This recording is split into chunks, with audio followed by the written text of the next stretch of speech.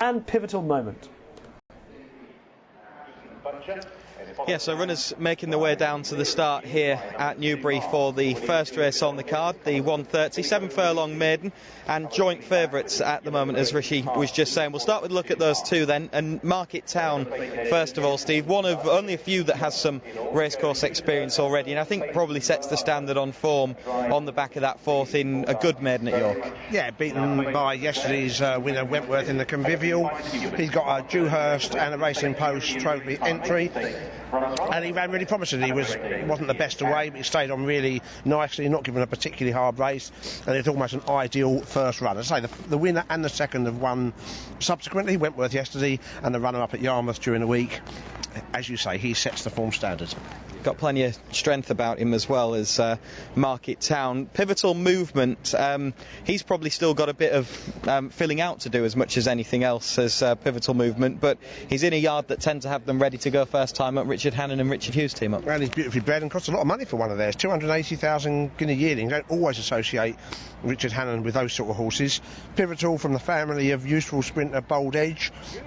I suppose the only slight surprise I had, you wouldn't have been surprised if the horses started off at 6 furlongs, given the horse's pedigree. But really interesting, they had their 100th 2-year-old winner yesterday, so it shouldn't be too difficult placing horses, if you know what I mean, in the right races. So clearly it's strong in the market, you've got to respect it. 13-2 for Monsieur Rousseck, who's got 2 runs next to his name already. I was down at Sandown with Nick when this horse finished 3rd last time out, and it was quite apparent beforehand that Jonathan Portman thinks a lot of this horse, Monsieur Rousseck. He's improved a little bit from first to second run, and he's a nice horse to look at, but you just get the impression looking at him as much as anything, Steve, that he's probably going to make more of a 3-year-old. Well, I think, again, entry suggests that it's a Derby entry. It's quite a middle distance family. You can imagine him making up to a nice 3-year-old. I'd like to see him at a mile. Even now, I think he's certainly strong at this trip. He's a very interesting runner for next year, and his form at Sandown gives him a chance anyway today. But I think whatever he does today, I know that's a cliche, we'll see. I agree with you, we'll see more of him next year. Bit of a gift next in the list at 9-1. Just looking at his pedigree, Steve, I thought that he was one that would almost certainly be starting over a bit shorter. Well, I've actually written down, surprised to see him start at 7, and we haven't talked about this. Dark Angel, half like 3 winners from a really speedy family. It was a real surprise to me that it started at this trip. I thought as an animal, I thought it was okay. I thought there were better looking horses in the race. It was pretty fit, but just sort of an average size, medium size, fairly straightforward colt. So runners just down at the start now, yet to go behind the starting stalls. Market Town and Pivotal Movement, the 5-2 joint favourites. Monsieur Rousseck strengthening up in the market at 6-1. Then it's Bit of a Gift at 9-1. It's 16-1 and bigger the remainder, Steve. We'll start running through those one by one in a second. But okay, is there anything of those, first of all, that particularly caught your eye in the paddock? Of the other ones, for long term, I liked Arms. Again, real middle distance family and tall, lengthy, scopy type. You wouldn't imagine would be a 2-year-old. I'd like to see it run with some sort of promise, and then I'd be interested in him next year. I thought Brownsea Bank was fine, quite strong, nicely bred. Again, from a speedy family though. Starting at 7 furlongs I thought was interesting. I mean, plenty of the newcomers. It's quite a good looking field. I was here yesterday, and I think this is a better looking field than some of the races I saw yesterday. Short Squeeze, quite a nice looking horse. Again, that's got some scope about him. Slightly unfurnished maybe at the moment, but definitely got some scope. And again, a family with a fair bit of stamina in it. I think a number of these horses are having runs, and you'll see much the best of next year. Both their pedigree and the way they look suggest that. Not Rig is the next one in the betting. He's 16-1 shot at the moment for Andrew Balding. Henry the Navigator, he's kind of made a bit of a slow start to his stallion career, really, and this is a son of Henry the Navigator. Yeah, agreed. I thought looked straight enough, but I'm not... the sire, yeah, you'd imagine they would have had him with a pretty decent 2-year-old himself, and you think he would have had more precocious types. Again, just an okay horse, I thought, in appearance. Yeah, it's a little bit of a surprise that tongue tie for debut. Sorry, I meant to mention tongue tie for debut as well. I don't know if that's it's never a great thing. It kind of puts me off that. And already gelded, so they've had some issues with the horse.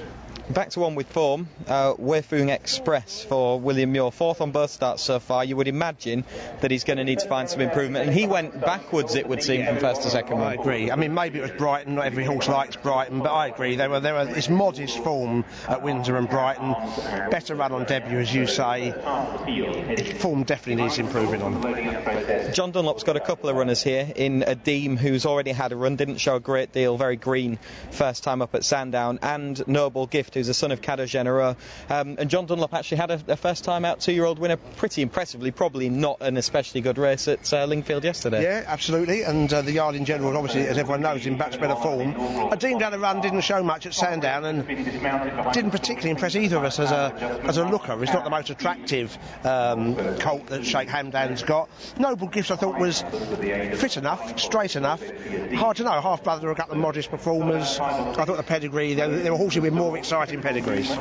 Not sure if you can hear Richard, but he's telling us that there's 5 or 6 already loaded, and Not Rig has just been dismounted behind the starting stalls down at the start as well. Steaming is attracting a little bit of money at the moment, 33 to 1 from 40 to 1. I mentioned Henry the Navigator and a slow start to his stallion career. Surprisingly, Sir Percy has made quite a bright one. Yeah, and a lot of them are quite cheap. I was struck by how they were 8,000 and 10,000, sort of that sort of price. A lot of them like a bit of a trip in time, like he did himself, and he's interesting. He's half like the 3 winners of Steaming, various distances, and the challenge 2-year-olds are running pretty well at the moment. He's not without interest on pedigree, I didn't think. Okay, anything else that's worth a mention before we hand up to Richard? Not really. I think it's a good race. I think plenty of them are interesting for the future. We should say that the dreaded Coltish came out with Harwood Star, who was thinking of other things. Certainly was. Let's head up to the commentary box and say a very good afternoon to Richard Hoyles. Thank you, Chris. Yes, hello everyone. Welcome to sun-kissed Newbury.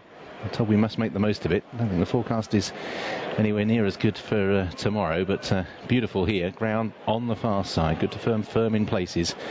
And Harwood Star, one of those that's yet to go forward.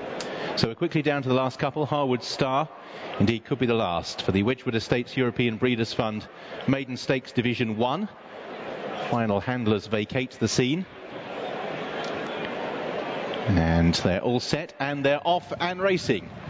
Harwood Star was a little awkward out of the stalls, and Short Squeeze also shows signs of early greenness. By contrast, Inaugural and Code of Honour are prominent up the centre of the racecourse. On the right, Pivotal Movement in the red, and on the extreme right, in the pink cap, green, white and pink colours, Market Town. But it's Rockpool and Code of Honour who set just a steady pace from Castini, Monsieur Rousseck and Inaugural with Pivotal Movement. Market Town still towards the outside flank with Brown Sea Brink, Bit of a Gift in company with Noble Gift. Having fluffed the start, Short Squeeze has made ground on the stand side in the pink colours as they head on down towards halfway, racing keenly now. Harwood Star Adeem towards the back in company with his Steaming. Arms is also towards the tail of the field. White Jacket up the centre, Code of Honour pressed on the far side by Market Town, who's travelling strongly in the pink cap. Pivotal Movement just behind these with Inaugural, Rockpool and Monsieur Rousseck. Then towards the left, Noble Gift trying to improve in company with Castini. Bit of a Gift is looking for a way through. Likewise Not Rig, who's dressed up behind horses. They've still got 2 furlongs to travel. Market Town from Inaugural down the centre. Code of Honour's always been in the firing line. Grammel is staying on with a white face. Then behind these and ridden along in 5th place is Monsieur Rousseck. They approach the final furlong. Code of Honour is still out in front. Grammel is staying on takingly. Market Town is back in 3rd place, but out in front Code of Honour continues to show the way and is scuttling a length clear. Pushed out towards the line. Code of Honour will make just about every single yard. Promising run from Grammel in 2nd, then Market Town. They were clear of in 4th place Inaugural, all in a heap behind. Weifeng Express comes next from Brown Sea Brink, who made late ground, and all the way back to the tail included Castini. Code of Honour wins at 50 to 1, losing his maiden at the second time of asking. Made his debut over this course and distance back in the middle of August and has improved on that significantly for the experience. To get the better of Grinnell, who's made a promising start to his career by excellent art. It wouldn't be a surprise if he wanted a little bit more give underfoot, and he's trained by Brian Meehan, so you'd expect plenty of improvement to be forthcoming. Market Town finished in 3rd, and they were largely well grouped up in behind. Steve and I are kind of watching this on a small monitor that's bouncing with the sun. It's not the easiest to see, Steve, impressive, but let's give a go at reviewing the race, and we'll start with Code of Honour, who's certainly improved an awful lot first to second run. Massive late headway that day. Today he's bounced out in front. Richard has called it make it all, certainly made virtually all. Hilton in big bright white colours, thank heavens, on this screen. It was one of the easier ones to pick out. Always going well, always travelling well. What I will say about Grinnell is the only horse of the feature